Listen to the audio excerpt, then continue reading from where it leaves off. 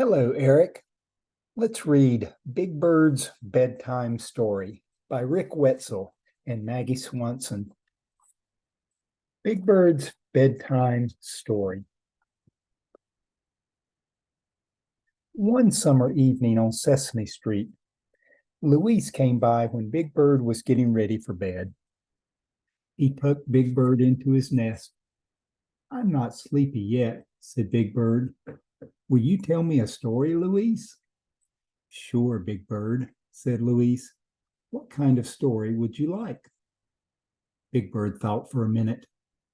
"Tell me a story about me," he said. "All right, Big Bird, listen carefully. This story starts on the day of the special delivery to Mr. Hooper's store," began Louise. "Early one morning, while everyone was still sound asleep, Sam's dairy farm truck made its daily delivery to Hooper's store. But there was something different, something special about this delivery. Instead of 10 boxes of eggs, the truck left one big box with one enormous egg in it. When David opened the store, Ernie and Grover helped him put the milk into the store's refrigerator. But none of them knew what to do with the big egg. "I didn't order this egg," said David. "Why, it won't even fit into the refrigerator." "Don't worry, David," said Ernie. "We'll take care of the egg." And that's just what they did.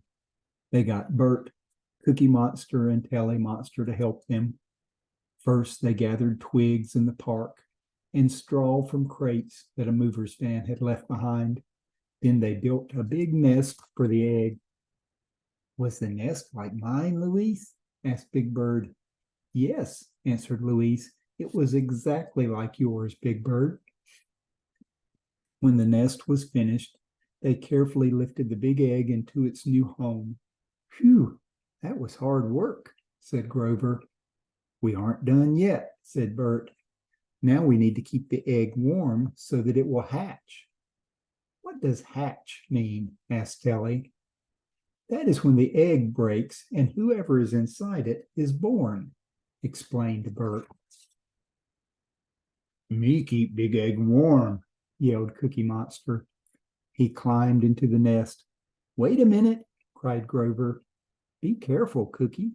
You might break the egg. We can keep this eggy warm with my cute, cuddly blanket." And that's just what they did. "Hey, Bert, old buddy, that's the biggest pigeon egg I've ever seen," Ernie said, laughing. "Don't be silly, Ernie," said Bert. "That's much too big to be a pigeon egg. It might be a dinosaur egg. I saw one just like that at the museum." "I hope it is a hippopotamus egg," said Telly Monster. "Little baby hippos do not come from eggs. They come from big mommy hippos," said Grover smartly. "But dragons come from eggs. Do you think it is a dragon?" Big Bird broke into Louise's story. He wanted to know what was in that egg. "Was it my friend, Mr. Snuffleupagus?" asked Big Bird. Louise smiled. "No, Big Bird, and dragons aren't real, and there haven't been any dinosaurs on Earth for millions of years. Lots of different birds and even turtles come from eggs.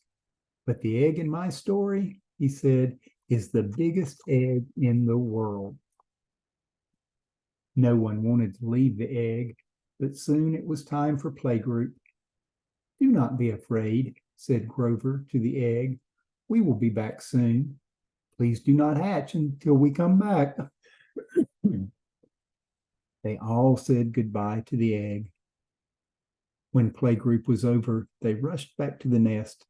They told the egg all about what they had done at playgroup. Ernie showed the egg a picture he had painted. After dinner, they hurried back to the nest. The egg was exactly the same as before. "I wish that egg would wake up and hatch," said Ernie.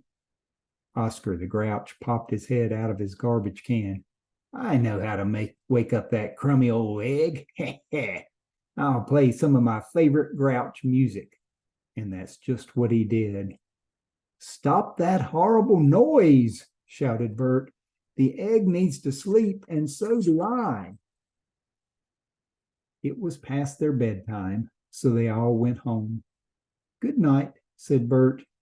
Good night, said Ernie. Sleep tight, Eggy, said Grover as he tucked in the egg. See you in the morning, said Telly. Louise, I thought this story was going to be about me, said Big Bird sleepily. Don't fall asleep now, Big Bird. Listen, we're coming to the good part, said Louise. The next morning, Grover was the first one awake. He couldn't wait to see if the egg had hatched. He tiptoed up to the nest and peeked inside. Come and look, everybody, shouted Grover. Helly Monster, Cookie Monster, Ernie, and Bert all came running to the nest. Even Oscar the Grouch couldn't wait to see what the noise was all about. There were 4 large cracks in the egg, and a pointy little beak was just poking through the shell. Peck, peck, said the egg. Oh, my goodness, said Grover. It is hatching. Then the egg broke open at last, and they couldn't believe what they saw. Little baby Big Bird. Can you guess who hatched from the big egg in the nest? Louise asked Big Bird. But Big Bird was sound asleep. And they all lived happily ever after. The end.